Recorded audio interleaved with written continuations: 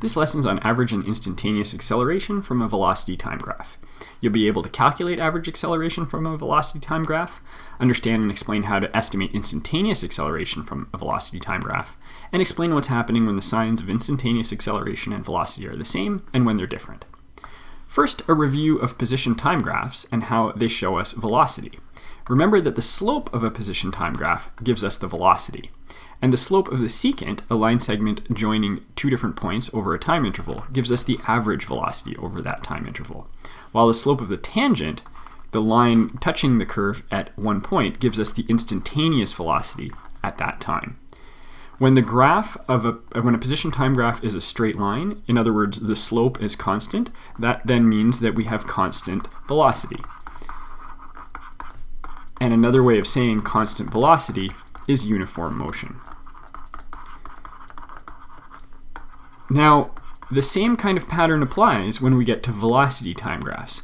On a velocity time graph, the slope gives us acceleration. Acceleration is given by the slope of a velocity time graph, in the same way that velocity is given by the slope of a position time graph. And similarly, the slope of a secant on a velocity time graph gives us the average acceleration over that interval. The slope of the tangent to a velocity time graph gives us the instantaneous acceleration at the time that the tangent touches the graph. And when a velocity time graph is a straight line, in other words, the slope isn't changing, that means we have constant acceleration. Let's take a look at some examples. Here's a velocity time curve. One question we're asked here is, what's the average acceleration for the first 10 seconds? Because it's an average acceleration, we're being asked for the slope of the secant, specifically this secant connecting the point at 0 seconds and at 10 seconds. Well, the rise here is 1 meter per second right, and the run is 10 seconds. So the slope is 1 meter per second right divided by 10 seconds gives us 0.1 meters per second squared right as our acceleration. Notice that this is the same as the change in velocity over the change in time, which is our definition for average acceleration. If we want to know the instantaneous acceleration at 13 seconds, we need the slope of the tangent that touches the curve at the time t is equal to 13. And that's just equal to 0. It's a horizontal slope. Here we're asked for the average acceleration on the time interval from 8 seconds to 10 seconds over this time interval. And the slope of the secant actually nicely matches the graph there. And so the rise here is 2 meters per second right from -1 to +1, and that's happening over 2 seconds. So our acceleration is 2 meters per second right divided by 2 seconds is 1 meter per second squared right. Now, if we're asked for the instantaneous acceleration at 9 seconds, we're being asked for the slope of the tangent at time t is equal to 9. Well, that's again the same line, and so the answer here too is 1 meter per second squared right. Let's talk about speeding up and slowing down. It's a common error to assume that whenever acceleration is negative, an object is slowing down, and whenever acceleration is positive, an object is speeding up, but that's not true.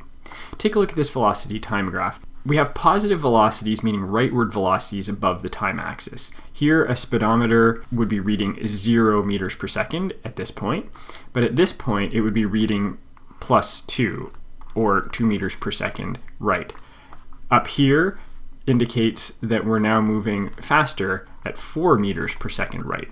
In other words, everything up here, any points above the time axis indicate that the object is moving right, and as we get further away from the time axis, the object is moving faster. We see higher speeds on the speedometer.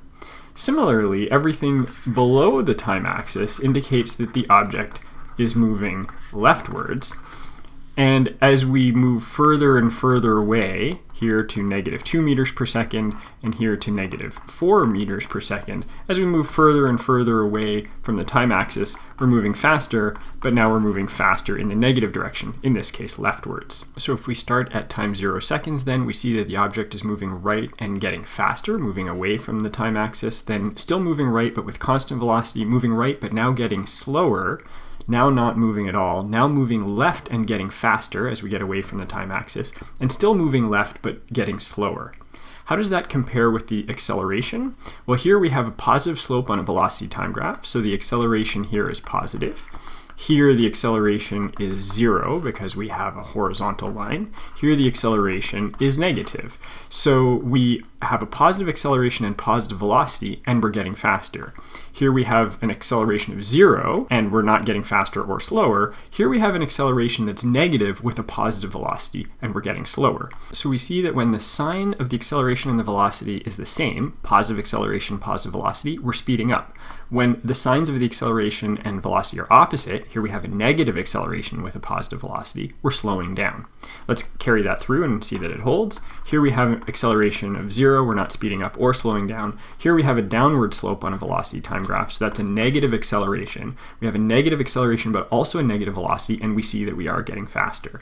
Lastly, here we have a positive acceleration because it's a positive slope on a velocity time graph, and still negative velocity because we're down here, and we see that we are slowing down.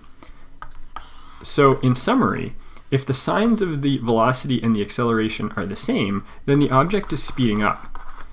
Whereas if the signs of the velocity and the acceleration are opposite, then the object is slowing down.